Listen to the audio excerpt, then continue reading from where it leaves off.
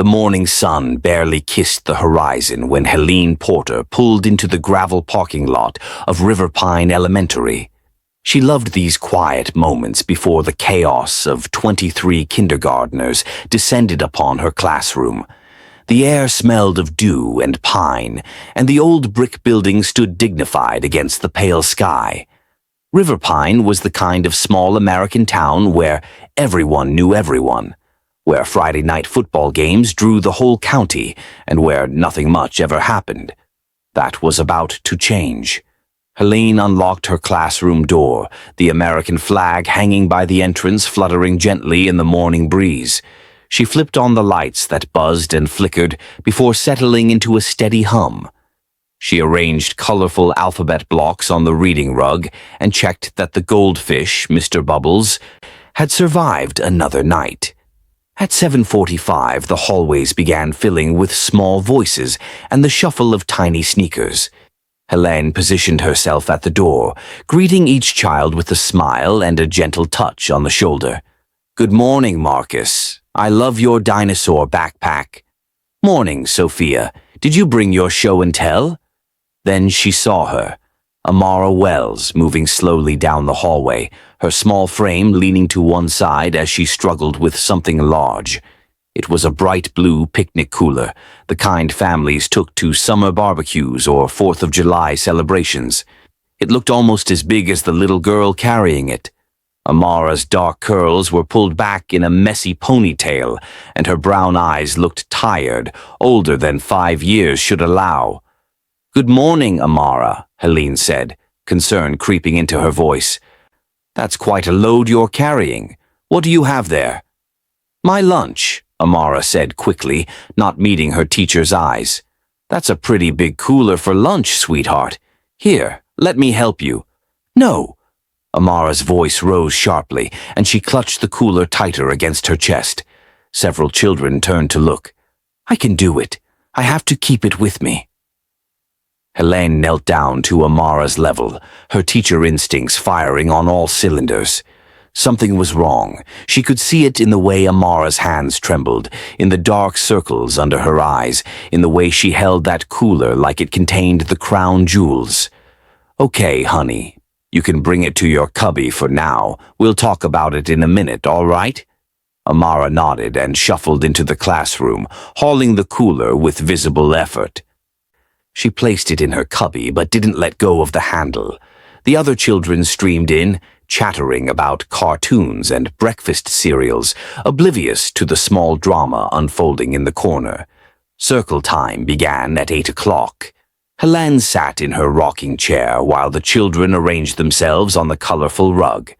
Amara sat at the edge, as close to her cubby as possible, her eyes darting back to check on the cooler every few seconds. "All right, friends, let's start with our morning song." "Mrs. Porter," it was Marcus pointing, "why does Amara keep looking at her cubby?" All eyes turned to Amara. Her face flushed and her bottom lip began to tremble. "Marcus, that's Amara's private business," Helene said gently. "Now, let's all take a deep breath and—" A sound cut through the room. Soft, muffled, but unmistakable. A cry. A baby's cry. The classroom fell silent. 23 pairs of eyes widened. Helene's heart stopped. "Amara," she said, her voice steady despite the adrenaline flooding her system. "Sweetheart, is there something in your cooler that needs my help?" Amara's face crumpled. Tears spilled down her cheeks. "Please don't be mad. Please don't take him. He needs me. I'm all he has." Helene's mind raced. She stood slowly, moving toward the cubby with measured steps, not wanting to frighten the child.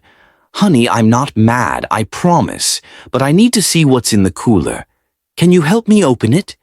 "You'll call them," Amara whispered, her voice breaking. "They'll come and take him away. They'll take me away too." "Amara, I'm here to help you. Whatever's happening, we'll figure it out together. But first, I need to see." The other children sat frozen, sensing the gravity of the moment even if they didn't understand it.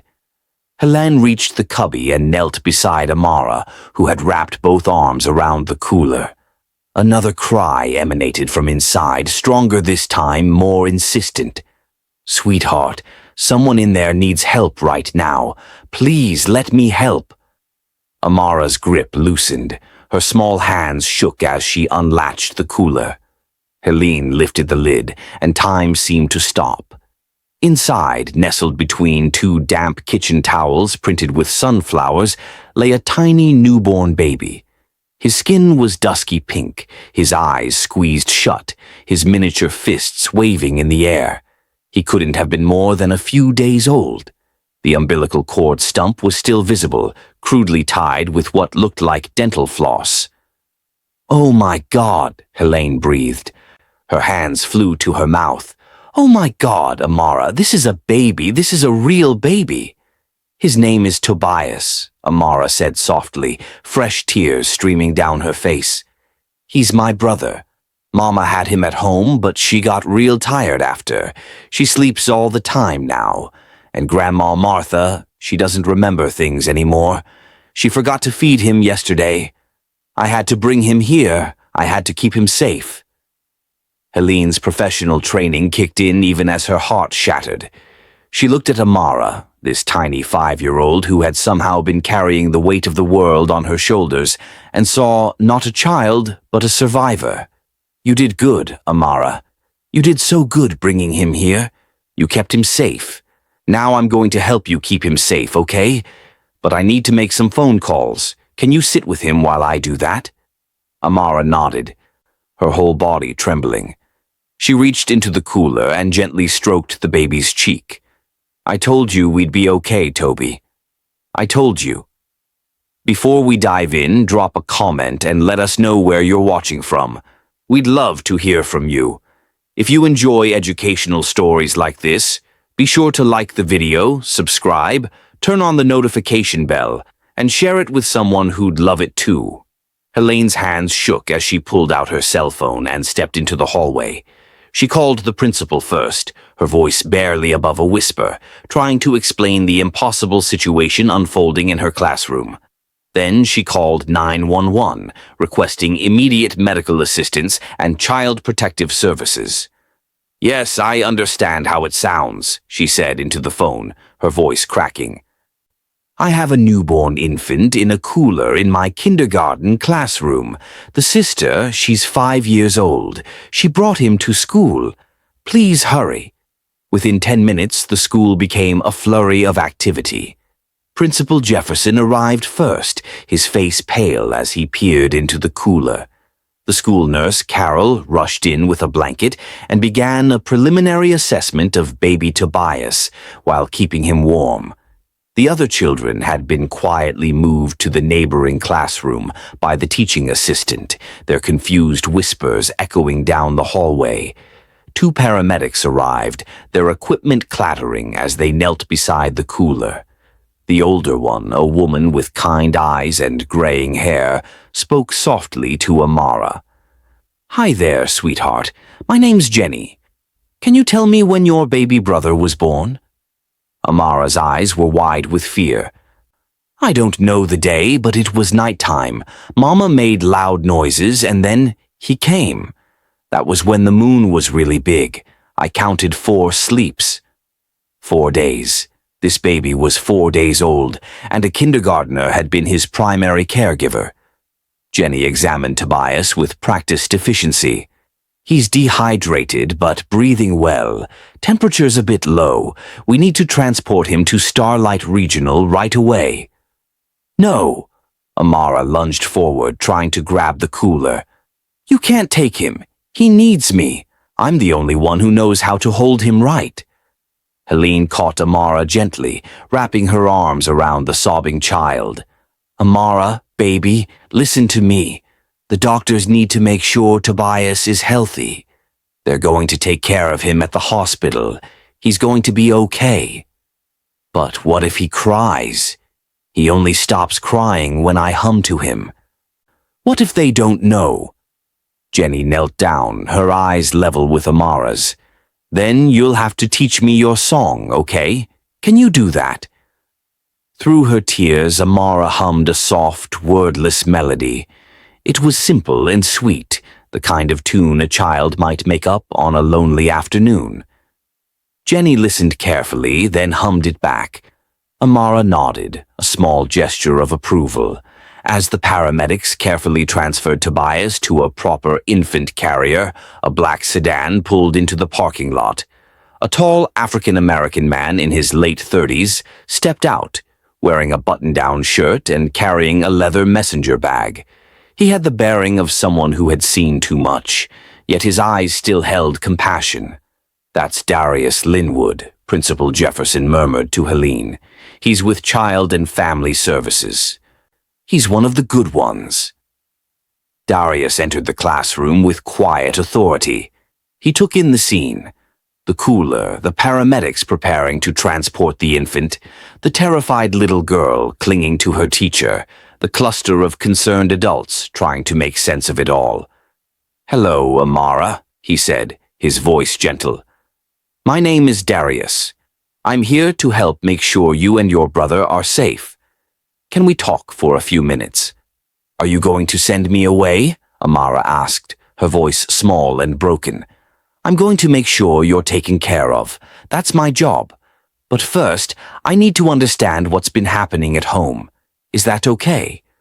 Amara looked up at Helene, seeking permission. Helene nodded encouragingly and kept her arm around the child's shoulders. "Mama's sad all the time," Amara began, her words tumbling out now that the secret was exposed. "She used to smile before Daddy left. He went to work one day and never came back. That was a long time ago. Mama cries at night, and Grandma Martha, she lives with us, but she keeps forgetting where she is. Yesterday she put her shoes in the refrigerator, and she called me by Mama's name." Darius took notes, his expression carefully neutral. "And when your mama had the baby, was anyone there to help her?" "Just me. She told me not to tell anyone. She said they'd take us all away if people knew, so I tried to help. I got the towels like she asked, and I held Tobias when he cried. But Mama wouldn't wake up yesterday. She just slept and slept. And Toby needed milk, but I don't know how to make baby milk, so I gave him water from a bottle. Was that wrong?" "No, sweetheart. You did the best you could. You were so brave."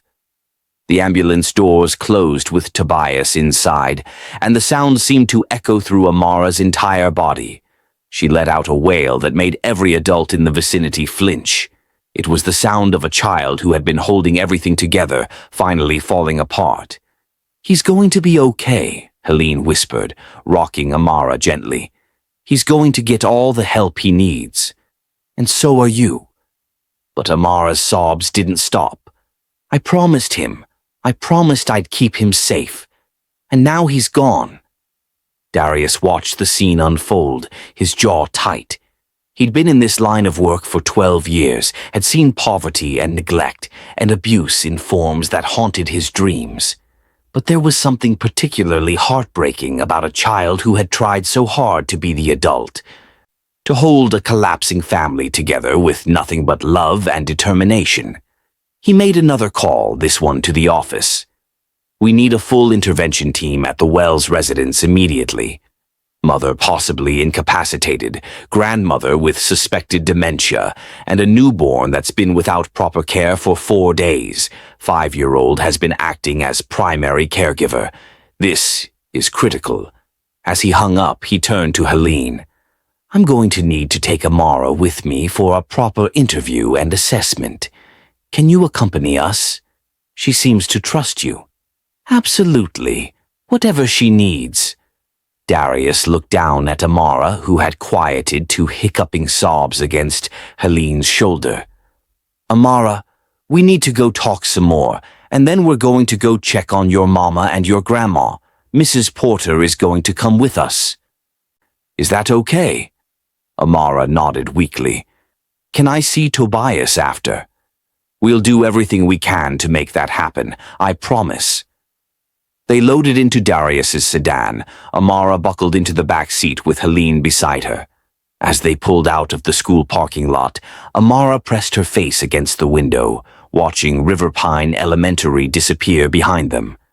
Helene wondered if the child understood that nothing would ever be the same, that the secret she'd carried had been too heavy for anyone, let alone a 5-year-old who should have been worried about crayons and playground games, not keeping a newborn alive.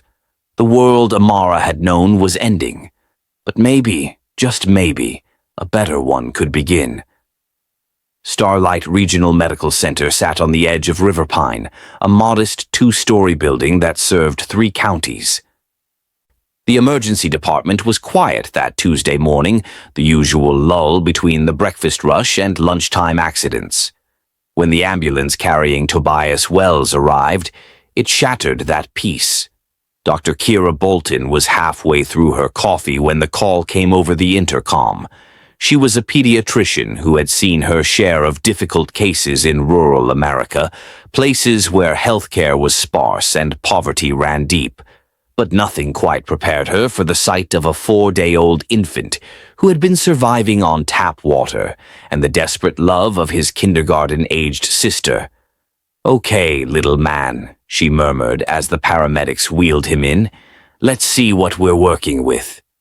Tobias was surprisingly alert despite everything. His dark eyes still that newborn blue-gray tracked movement. His cry was strong, a good sign for lung development. But as Kira began her examination, she catalogued a list of concerns that made her heart ache. Severe dehydration, weight loss that suggested inadequate nutrition, a cord stump that had been tied off with makeshift materials, thankfully without infection, but it was a miracle nonetheless. His temperature was low, his skin showing signs of jaundice. "Get me a warming bed, IV fluids, and I want a full panel of labs," she called to the nursing staff, "and someone contact social services. We need answers about this baby's home situation." "Already on it, doctor," one of the nurses replied. "The caseworker is bringing in the sister for questioning. Should be here within the hour." Kira worked methodically, starting an IV line in Tobias's tiny hand, monitoring his vitals, administering vitamin K that he should have received at birth. As she worked, she found herself talking to him, a habit she'd developed over years of pediatric care. "You're a fighter, aren't you? Your big sister must love you very much. She saved your life, you know. Not many kids her age could do what she did." Across town, Darius pulled up to a small ranch-style house at the end of a dirt road. The property sat isolated, surrounded by overgrown fields and a sagging fence. An old pickup truck from the 90s sat in the driveway, one tire flat. The yard was scattered with children's toys, faded and weathered from seasons of neglect. "This is your home, Amara?" Helene asked gently. The little girl nodded, her face pressed against the car window. "Mama said we used to have a nice house in town, but after Daddy left, we had to move here. She said it was temporary, but we've been here since I was 3. Darius exchanged a look with Helene. The house wasn't overtly run down, but there was an air of abandonment about it, of a family treading water and slowly sinking. "Amara, I need you to wait here with Mrs. Porter for just a moment while I knock on the door, okay?" But before Darius could even reach the porch, the front door opened. A woman stood in the doorway, swaying slightly. She was young, maybe late 20s, with the same dark curls as Amara, but eyes that seemed to look at everything and nothing at once. She wore a stained bathrobe, and her feet were bare despite the November chill. "Rochelle Wells," Darius called out. The woman blinked slowly. "Who's asking?" "My name is Darius Linwood. I'm with Child and Family Services. Ma'am, I need to talk to you about your children." Something flickered across Rochelle's face. Fear, maybe, or resignation. "Amara. Where's Amara? She was supposed to go to school. Did she go to school?" "She did, ma'am. She's here with me. But there's a situation we need to discuss. May I come in?" Rochelle's gaze drifted past Darius to the car, where Amara's small face was visible in the window. For a moment, mother and daughter locked eyes, and Rochelle's expression crumbled. "He's gone, isn't he? She took the baby. Oh God, I told her not to tell anyone. I told her they'd take him away." "Mrs. Wells, your infant son is at Starlight Regional receiving medical care. He's dehydrated and underweight, but the doctors are optimistic. I need to understand what's been happening in this household." Rochelle sank onto the porch steps, her head in her hands. "I didn't mean for any of this to happen. I thought I could handle it. I thought if I just kept quiet, kept everyone together, we'd be okay." Darius signaled to Helene, who helped Amara out of the car. The little girl ran to her mother, wrapping her arms around Rochelle's neck. "Mama, I'm sorry, I'm so sorry, but Toby needed help. He was crying so much, and you wouldn't wake up, and Grandma thought he was a doll. I didn't know what else to do." Rochelle held her daughter, tears streaming down her face. "Baby, you didn't do anything wrong. You did exactly right. You're so brave. You're braver than me." Darius waited a respectful moment before speaking. "Mrs. Wells, I need to see the rest of your home and speak with Amara's grandmother. Is she inside?" "Martha?" Rochelle's laugh was bitter. "Yeah, she's inside. Probably wandering around looking for her dead husband. She thinks it's 1987 most days, thinks I'm still in high school. Sometimes she doesn't even know who she is." Inside the house, the reality of the situation became starkly clear. It wasn't filthy. There was no evidence of substance abuse or overt neglect, but it was the home of people who were drowning. Dishes were piled in the sink. Laundry overflowed from baskets. The living room showed signs of someone sleeping on the couch, blankets and pillows scattered across the cushions. In the back bedroom, they found Martha Wells. She was 71 years old but looked older, her silver hair uncombed, wearing a house dress that was buttoned wrong. She was talking to herself, arranging and rearranging items on a dresser that made no sense together. A shoe, a coffee mug, a framed photograph, a bar of soap. "Mama," Rochelle's voice was gentle. "Mama, we have visitors." Martha turned, her eyes unfocused. "Rochelle, is that you? Did you finish your homework? Your father will be home soon, and you know how he gets when your grades slip." "Mama, Daddy's been gone for 20 years, and I'm not in school anymore. I'm 28, remember?" But Martha had already forgotten the question, her attention drawn to a bird outside the window. "Look at that cardinal. Tom always loved cardinals. Where is Tom? Has anyone seen my husband?" Darius felt the weight of the tragedy settle over him. This wasn't a case of malicious neglect or abuse. This was a family that had been falling apart in slow motion, hidden away at the end of a dirt road where no one thought to check. A young mother dealing with what was clearly untreated mental illness, a grandmother with advancing dementia, and 2 children caught in the collapse. He pulled out his phone and made another call, this one to request a full crisis intervention team, including mental health professionals and elderly services. Rochelle sat on the edge of the couch, Amara curled up beside her. "I had him at home because I was scared," she said quietly, her words directed at no one and everyone. "After my husband left, after I lost my job at the diner, after Mama started forgetting things, I couldn't afford the hospital bills. I couldn't afford anything. And I thought, women used to have babies at home all the time, right? I could do it. I had to do it." "What happened after Tobias was born?" Darius asked. Rochelle's eyes went distant. "I don't remember much. I remember the pain. I remember Amara bringing me towels like I asked, and then everything gets fuzzy, like I'm watching myself from outside my body. I know I was there, but I wasn't really there. Does that make sense?" It made perfect sense to Darius. He'd seen dissociation before, a mind's way of protecting itself from overwhelming trauma. Mrs. Wells, I think you've been dealing with some serious mental health challenges.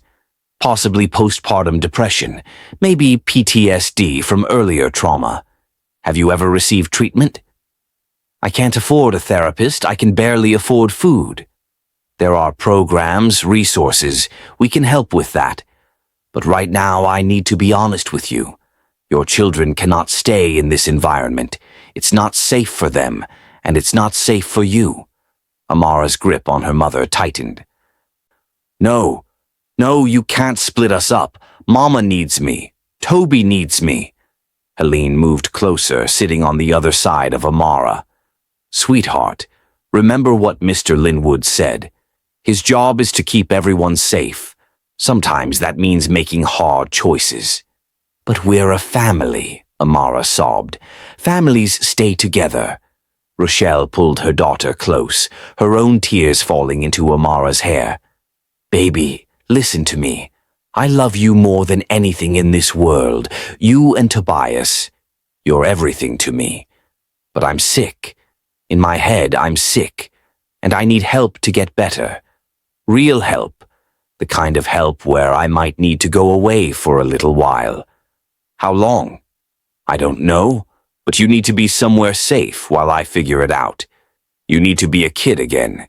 You shouldn't have to take care of babies and grandmas and sick mamas. You should be playing and learning and being 5 years old. Back at the hospital, Dr. Bolton had stabilized Tobias. The IV fluids were working, his color was improving, and he'd taken to a bottle of formula like he'd been starving, which he essentially had been. She was completing her notes when Darius arrived with a deputy and 2 specialists from Elder Services. How is he? Darius asked. Medically. He's going to be fine. Emotionally? That remains to be seen. This baby has bonded with his sister. Separating them is going to cause distress for both children. I know, but we don't have a choice right now. The home environment is untenable. The mother is in crisis. The grandmother needs immediate placement in a memory care facility, and these kids need stability. Dr. Bolton sighed. What's the plan? Emergency foster placement. I'm calling in some favors. There's a couple, Eli and Nadine Walters, who are licensed for infant care. They live about 15 miles outside River Pine, own a small farm. Good people. They've fostered over 24 kids in the past 10 years. And the girl, Amara? I'm working on that. Ideally, I'd like to place her somewhere that allows for regular sibling visits. The teacher, Helene Porter, has expressed willingness to take her temporarily if we can fast-track her approval. She's already been through the background checks for her teaching position, and she's got a clean record. Her home visit can happen this afternoon. Dr. Bolton looked down at Tobias, who was now sleeping peacefully in the warming bed, his tiny chest rising and falling with steady breaths. This child is alive because his sister loved him enough to break the rules. I hope whatever happens next honors that. That's the goal, Darius said, but sometimes doing the right thing means breaking hearts in the short term to save lives in the long term. Within hours, the machinery of the child welfare system cranked into motion. Martha Wells was transported to Meadowbrook Memory Care, a state-funded facility 40 minutes away. She went without protest, believing she was going on vacation to visit someone named Betty. Rochelle agreed to voluntary admission to Riverbend Psychiatric Hospital for evaluation and treatment. She signed the temporary custody papers with shaking hands, watching as Amara was led away to Helene's car. "I'll get better," Rochelle called out as they prepared to leave. "I promise, baby. I'll get better and we'll be together again." Amara didn't respond.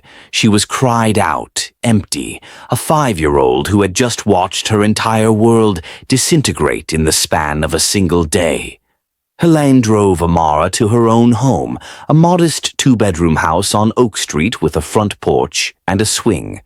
Her husband, Marcus, a high school history teacher, had already prepared the guest room with fresh sheets and some stuffed animals borrowed from their niece. "Welcome, Amara," he said gently. "We're glad you're here. Are you hungry?" But Amara just stood in the doorway, her small suitcase in hand, everything she owned in one bag packed hastily from her old house. "Where's Tobias? When can I see him?" "Soon," Helene promised, though she had no idea if that was true. "For now, let's get you settled. Tomorrow's a new day." That night, Amara lay in the unfamiliar bed, staring at the ceiling.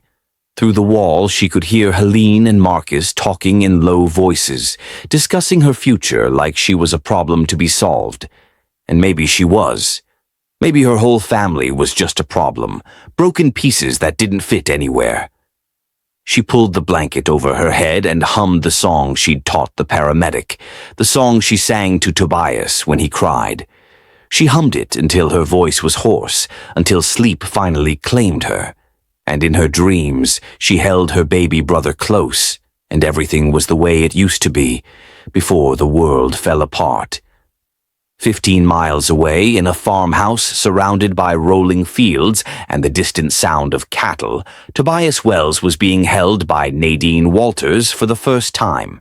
She was a woman in her mid-50s with soft hands and softer eyes, a former nurse who had dedicated the last decade of her life to fostering children who needed temporary homes. Her husband, Eli, stood beside her, a tall man with weathered skin and a gentle smile, watching as his wife cradled the infant. "He's so tiny," Nadine whispered. 4 days old, and he's already been through more than most people experience in a lifetime." Eli placed a hand on her shoulder. "We'll take good care of him. That's what we do." Tobias stirred in Nadine's arms, his small mouth working, searching. She'd been briefed on his condition, knew that he'd been surviving on water and whatever colostrum his mother had been able to provide in those first chaotic hours after birth. The doctor had sent them home with special high-calorie formula and strict feeding instructions. "Every 2 hours," Nadine said, more to herself than to Eli. "And we need to monitor his weight daily. Dr. Bolton wants updates every morning." That night, Nadine barely slept. Every sound from the bassinet beside their bed had her sitting up, checking to make sure Tobias was breathing, that he was warm enough, that he wasn't crying.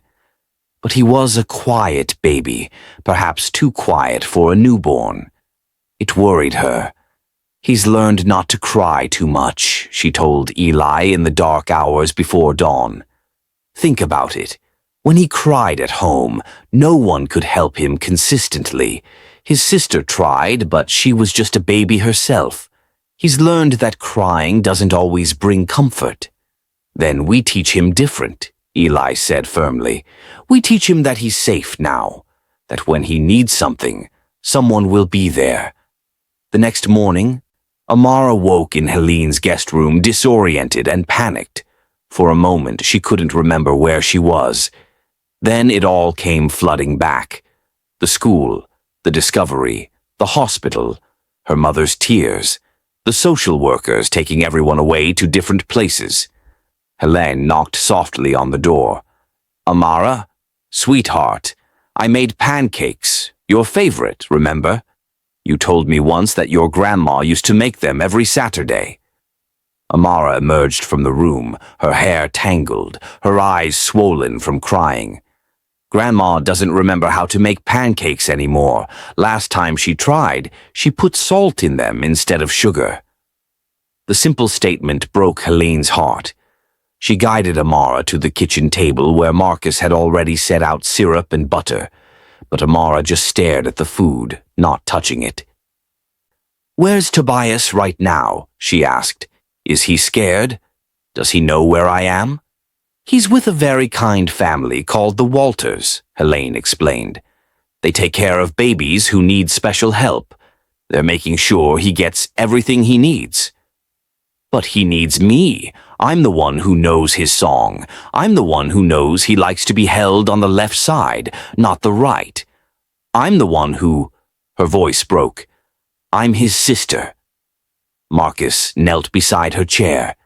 "And you'll always be his sister. Nothing can change that. But right now, you both need people who can give you the care you deserve. That doesn't mean you're being replaced or forgotten. How do you know?" Amara's question was sharp, desperate.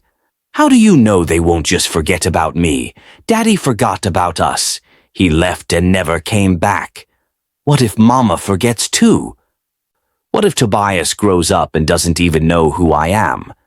Helene pulled up a chair, sitting at eye level with Amara. "I can't promise you everything will be perfect. I can't tell you this won't be hard, but I can promise you that Mr. Linwood and I and everyone involved is working to make sure you and Tobias stay connected. You're not losing your brother." At Riverbend Psychiatric Hospital, Rochelle Wells was going through the intake process. The facility was clean but institutional, with pale green walls and the smell of antiseptic that seemed to seep into everything. She sat across from Dr. Elena Vance, a psychiatrist who specialized in trauma and postpartum mental health. "Tell me about the day your daughter brought your son to school," Dr. Vance said, her pen poised over a notepad. Rochelle's hands twisted in her lap. "I don't remember it clearly. That's been happening a lot lately. It's like I'm there but not there. Like I'm watching myself from outside my body. That's called dissociation. It's a trauma response. Your mind is trying to protect you from something. Let's talk about when it started." The words came slowly at first, then faster, like a dam breaking. Rochelle talked about her husband leaving 3 years ago, walking out one Tuesday morning and never coming home. No note, no explanation, just gone.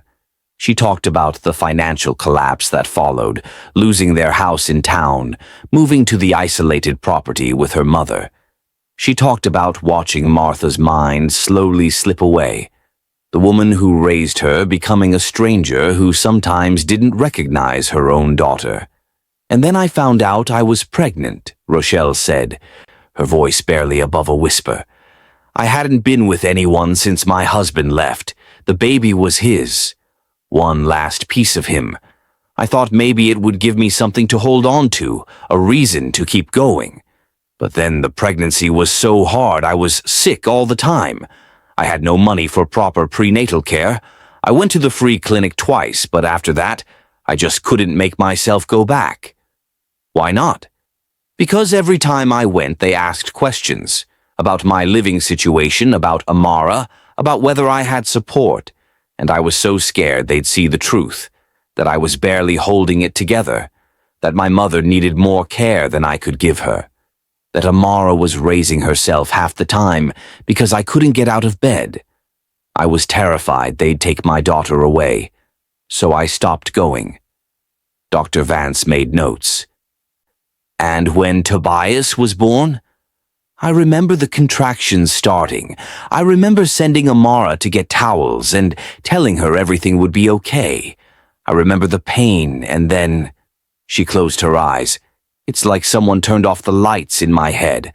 I remember moments, flashes, holding him, trying to nurse him, Amara bringing him to me. But it's all disconnected, like scenes from a movie I'm only half watching. Rochelle, I believe you're experiencing severe postpartum depression, possibly postpartum psychosis. Combined with your pre-existing trauma and the stress of caring for your mother, your mind essentially shut down to protect itself. What your daughter did, bringing the baby to school, probably saved both of your lives." Rochelle's tears fell silently. "I failed them. I failed both my children." "No," Dr. Vance said firmly. "You survived. Against incredible odds, you survived. And now we're going to get you the help you need so you can do more than just survive." Days turned into weeks. Amara slowly adjusted to life with Helene and Marcus. She went to school every day, sitting in Helene's classroom, but somehow separate from the other children. They asked questions at first. Where had she been? Why did she look so sad? Was it true she'd brought a real baby to school? But Helene gently redirected them, and eventually they stopped asking. At night, Amara had nightmares. She'd wake up screaming, convinced that Tobias was crying and she couldn't reach him. Helene would rush in, hold her, remind her that Tobias was safe, that he was being cared for. But the fear never fully left Amara's eyes. Darius worked tirelessly to coordinate supervised visits. 3 weeks after that devastating Tuesday, he arranged for Amara to see Tobias at his office, a neutral space with toys and comfortable furniture. Nadine brought the baby, now healthier, having gained weight, his skin glowing with proper nutrition. When Amara saw him, she burst into tears. "Toby, oh Toby." Nadine carefully placed the baby in Amara's arms, showing her how to support his head. "He's doing so well. He's eating like a champion and sleeping better every day." Amara stared down at her brother, touching his tiny fingers, his round cheeks. "Does he remember me?" "Babies don't remember the way we do," Nadine said gently. "But I think on some level he knows you. He knows he's safe with you." Amara hummed her song, the wordless melody she'd created in those desperate days at home. And Tobias's eyes focused on her face, his small mouth forming what might have been a smile. "See?" Nadine smiled. "He does know you." For an hour, Amara held her brother, talked to him, told him about school and Helene's house, and how she was sleeping in a room with actual clean sheets. She told him about Marcus's terrible jokes, and how Helene made her favorite pancakes, and how she was learning to read better every day. And she promised him, over and over, that she would always be his big sister, no matter what. When the visit ended, separating them was agony. Amara clung to Tobias, begging for 5 more minutes, just 5 more.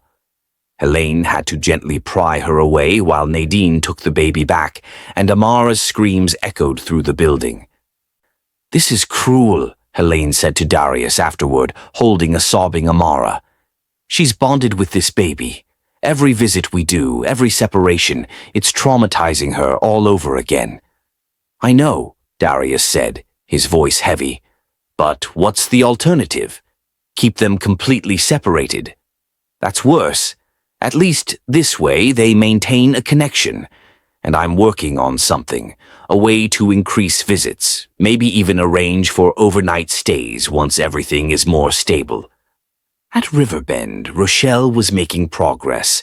The medication was helping stabilize her moods, and the therapy sessions were slowly untangling years of unprocessed trauma. Dr. Vance had diagnosed her with complex PTSD, stemming not just from her husband's abandonment, but from childhood trauma she'd never addressed. "Your mother was already showing signs of dementia when you were a teenager," Dr. Vance explained during one session. "You've been in caregiver mode for over a decade. You never got to process your own pain because you were too busy taking care of everyone else." Rochelle was allowed supervised phone calls with Amara once a week. The first call was awkward, painful. Amara barely spoke, her anger and hurt creating a wall between them. "I'm sorry, baby," Rochelle said, her voice breaking. "I'm so sorry for everything." "Why did you make me promise not to tell anyone?" Amara's question was sharp. "Why did you make me carry him all by myself?" "I wasn't thinking clearly. I was sick in my head and I made bad choices, but none of this is your fault. You hear me? None of it."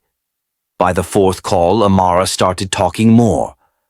She told her mother about school, about the new books she was reading, about how Marcus had taught her to ride a bike. Small things, normal things, the life of a 5-year-old who was finally allowed to be a child. "You sound happy," Rochelle said, and there was both joy and sadness in her voice. "I miss you," Amara admitted, "but I like it at Helene's house." "Is that bad?" "No, baby, that's good. That's really good. You deserve to be happy and safe." 3 months after that Tuesday morning, a case review meeting was held. Darius, Dr. Bolton, Dr. Vance, Helene, Nadine, and Eli all gathered in a conference room to discuss the future of the Wells children. Rochelle joined by video call, her face appearing on a screen at the head of the table. "I need to be honest with everyone," Rochelle said, her voice steady but sad. "I'm getting better. The medication is working, and I'm learning tools to manage my symptoms. But I'm not ready to be a full-time parent again. Maybe I won't be for a long time, and I have to accept that." "What are you saying?" Darius asked. "I'm saying that Amara and Tobias deserve stability. They deserve people who can give them what I can't right now. Helene, you've been incredible with my daughter. I see how she lights up when she talks about you.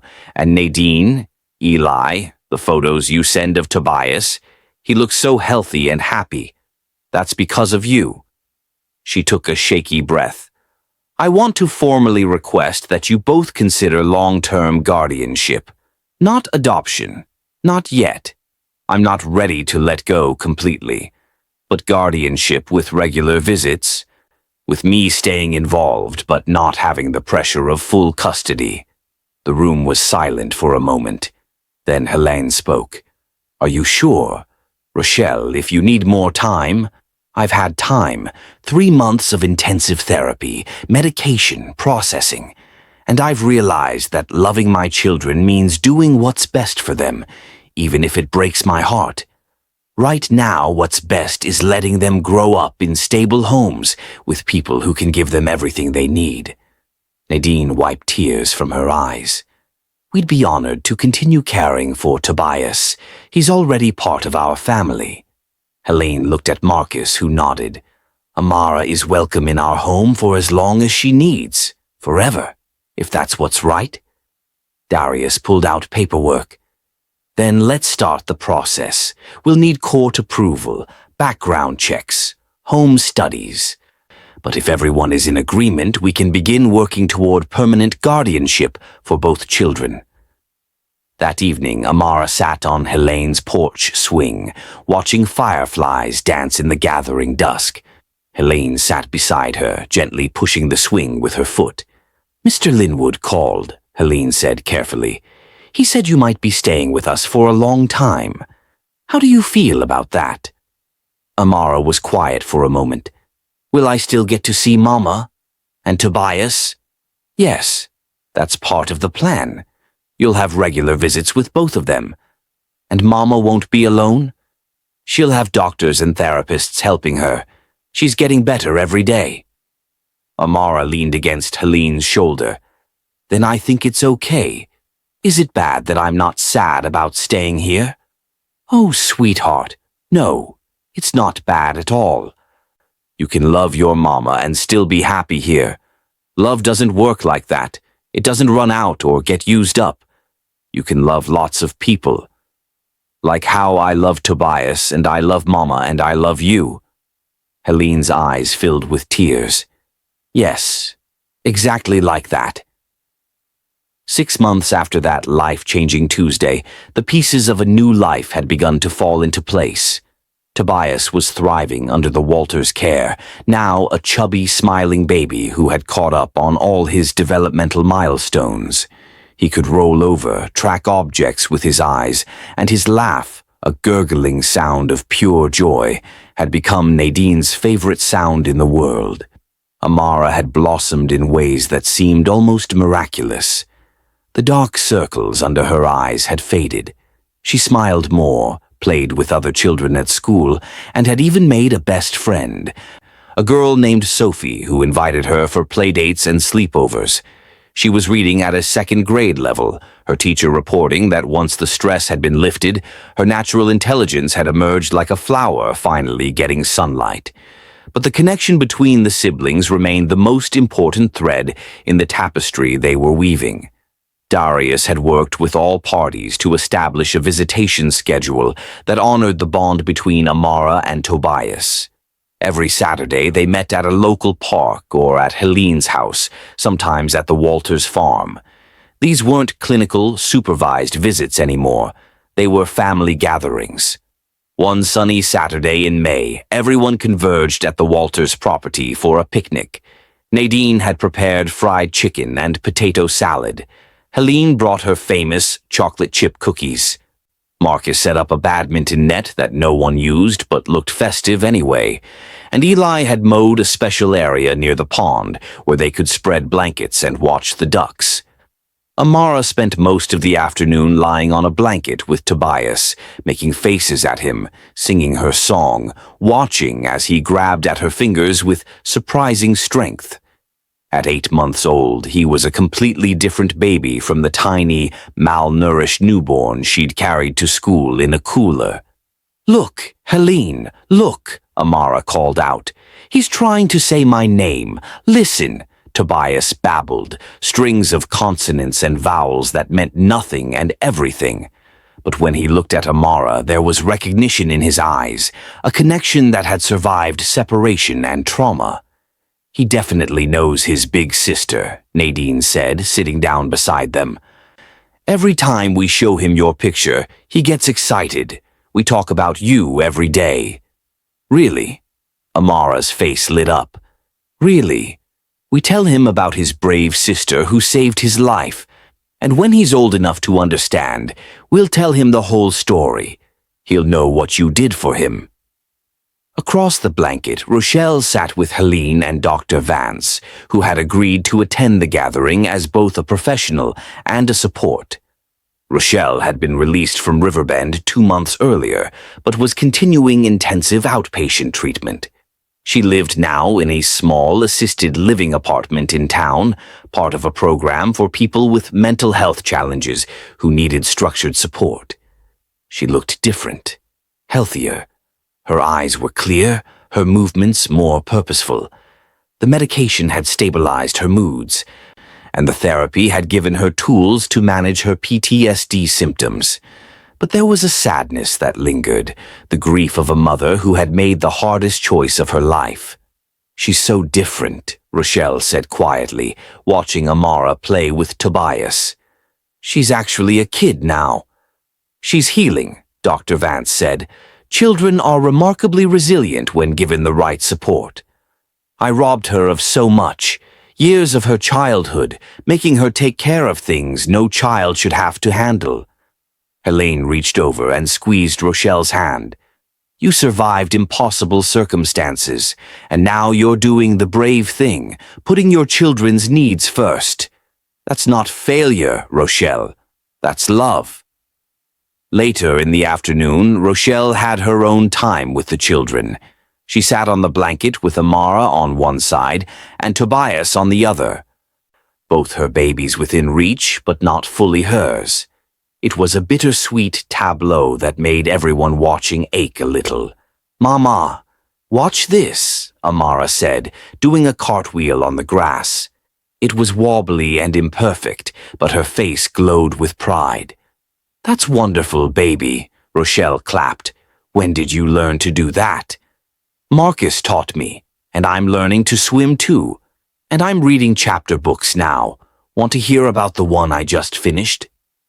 As Amara chattered about her life, Rochelle felt both joy and loss wash over her. Joy that her daughter was thriving, loss that she was missing so many moments. But she held on to what Dr. Vance had told her. The greatest act of love is sometimes letting go. "Can I tell you something, Mama?" Amara's voice became serious. "Of course, baby. I love living with Helene and Marcus. They're really nice to me, and I have my own room and we do fun stuff. But I still love you too. Is that okay?" Rochelle pulled Amara close, breathing in the scent of her daughter's hair, feeling the solid warmth of her small body. "That's more than okay. That's exactly how it should be. You can love lots of people, and all of us, we all love you. Even though we don't live together. Especially because we want what's best for you. Sometimes families don't look like what we think they should. Sometimes they're bigger and more spread out. But that doesn't make them less real." The court date arrived on a Tuesday, exactly 9 months after Amara had walked into school with a cooler containing her baby brother. The courtroom in Riverpine County wasn't imposing, just a simple room with wooden benches and an American flag in the corner. Judge Lillian Grant, a woman in her 60s with silver hair and shrewd, kind eyes, presided over the hearing.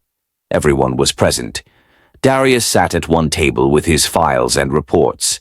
Helene and Marcus sat together, dressed in their Sunday best, holding hands. Nadine and Eli wore church clothes, Nadine holding Tobias, who was dressed in a tiny suit that made him look like the world's smallest businessman. Rochelle sat with her therapist, her hands folded in her lap, her face composed but emotional. And Amara sat between Helene and her mother, a physical representation of the bridge between her two worlds. Judge Grant reviewed the documents before her, taking her time, reading through reports from social workers, therapists, teachers, and medical professionals. Finally, she looked up. "This is one of the most unusual cases I've seen in my 30 years on the bench," she began.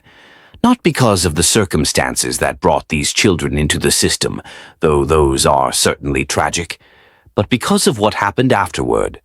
The cooperation, the dedication, the genuine love shown by everyone involved." She looked directly at Amara. "Young lady, you are one of the bravest people I've ever had in my courtroom.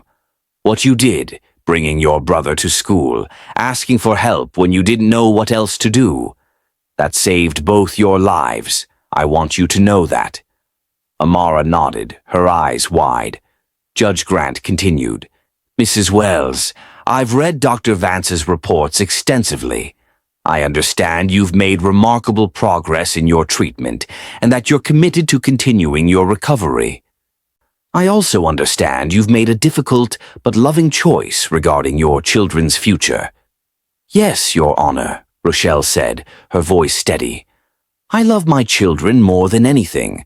And right now, the best thing I can do for them is make sure they have stable, loving homes while I continue to work on myself. I'm not abandoning them. I'm giving them what they need. That's a distinction many parents fail to understand."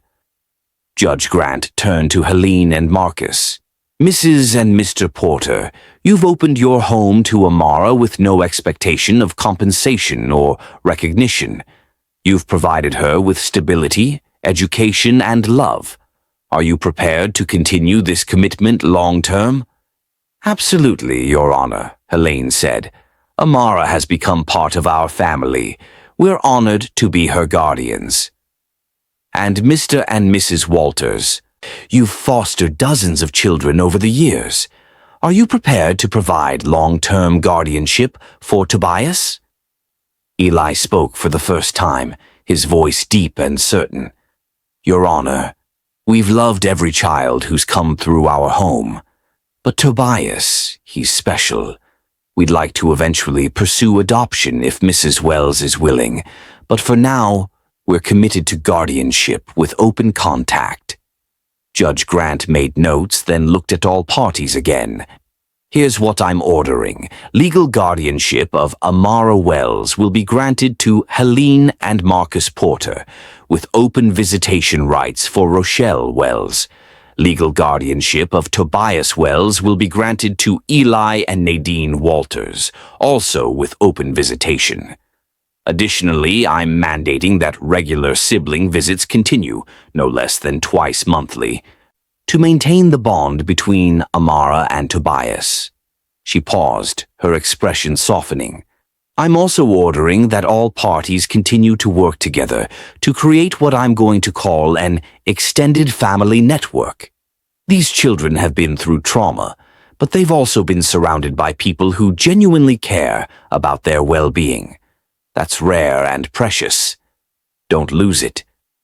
Furthermore, Mrs. Wells will retain parental rights with the understanding that if she successfully completes her treatment program and achieves long-term stability, we can revisit custody arrangements in the future. This is not permanent. This is what's needed right now." The gavel came down, and just like that, the legal pieces were in place. But the emotional reality had been forming for months, brick by brick, visit by visit, moment by moment. Outside the courthouse, the group gathered on the steps.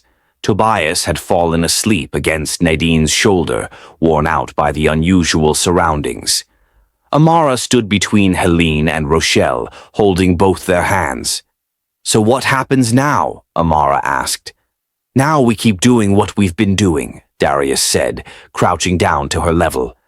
"You keep being a kid, you keep being a great big sister, and you keep letting all these people who love you take care of you. And I can still see Mama? And Tobias?" "Every week," Rochelle promised. "I'm not going anywhere, baby. I'm going to keep getting better, and I'm going to be part of your life always." 2 weeks later, they gathered again, this time at Riverpine Park for a celebration picnic. It was the same park where Amara used to play before everything fell apart, but now it felt different. Lighter, full of possibility. Helene and Nadine had coordinated the menu, bringing enough food for a small army. Marcus and Eli set up a volleyball net and a horseshoe pit. Dr. Vance came, having become more friend than therapist over the months. Even Darius stopped by, bringing a sheet cake from the grocery store decorated with "Family" written in bright blue frosting. As the afternoon sun cast golden light across the park, Amara sat on a blanket with Tobias in her lap. He was almost a year old now, trying to pull himself up to standing, babbling constantly. She helped him practice, steadying him as his chubby legs wobbled. "You're getting so big, Toby," she told him. "Soon you'll be running around and getting into trouble, and I'll be there to help you, okay?" "I'll always be your big sister." Tobias grabbed her face with both hands and laughed, that pure baby laugh that sounds like music. Rochelle watched from a few feet away, tears in her eyes but a smile on her face. Helene sat beside her, and without words, they understood each other. This was family, redefined and rebuilt. Not perfect, not traditional, but real and full of love. As the sun began to set, casting orange and pink across the sky, Amara looked around at all the faces, all the people who had come together to save her and Tobias. Her mother, still healing but present. Helene and Marcus, who had given her a home. Nadine and Eli, who were giving Tobias everything he needed. Darius, who had orchestrated it all with patience and care. Dr. Vance, who had helped her mother find her way back from the darkness. Later, as they packed up the picnic supplies and prepared to head to their separate homes, Amara said something that made everyone stop and listen. "I used to think families had to all live in one house," she said, her voice clear and certain. "But that's not true. Families can be big and spread out. We're like a constellation, you know? Like the stars Helene showed me in her telescope. We're not all together in one spot, but we're all connected, and we all make the picture complete." Helene knelt down, pulling Amara into a hug. "That's beautiful, sweetheart. That's exactly what we are." As they drove home that evening, Amara in the back seat of Helene's car, Tobias secured in his car seat in the Walters truck, Rochelle riding with Dr. Vance back to her apartment. They were separated by miles, but connected by something stronger than proximity. They were connected by choice, by love, by the decision to keep showing up for each other, even when it was hard. And in the end, that's what family really means. Not the house you live in or the last name you share, but the people who choose to love you, who show up when you need them, who hold you together when you're falling apart. Amara had learned that lesson at 5 years old, in the hardest way possible. But she'd also learned something else. That asking for help isn't weakness, that breaking isn't the end of the story, and that sometimes the family you build is even stronger than the one you're born with. As the stars came out over Riverpine, painting the sky with light, Amara looked out her window and smiled. Tomorrow she'd go to school. She'd play with Sophie. She'd read her chapter book. She'd be a regular kid doing regular things. And on Saturday, she'd see Tobias again. She'd sing him her song. She'd watch him grow. She'd be his big sister, the role she'd been born for, the role that had saved both their lives. The cooler that had carried him to school that desperate Tuesday morning was stored in Helene's attic now, a relic of the darkest day that had led to the brightest future. Someday, when Tobias was old enough, Amara would tell him the whole story. About the mama who was sick but trying, about the grandma who forgot but still loved them, about the teacher who became a guardian, about the farmers who became parents, about the social worker who became family. She'd tell him about the morning she carried him to school, terrified and desperate, a 5-year-old trying to save her baby brother's life. And she'd tell him that love doesn't always look like we expect it to, but that doesn't make it any less real. For now, though, she was just a kid with a complicated family, a beautiful life, and a future full of possibility. And that was more than enough. If this story touched your heart, we'd love to hear from you in the comments.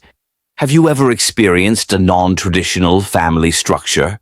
Do you know someone who's been through the foster care or child welfare system? Share your thoughts and experiences below.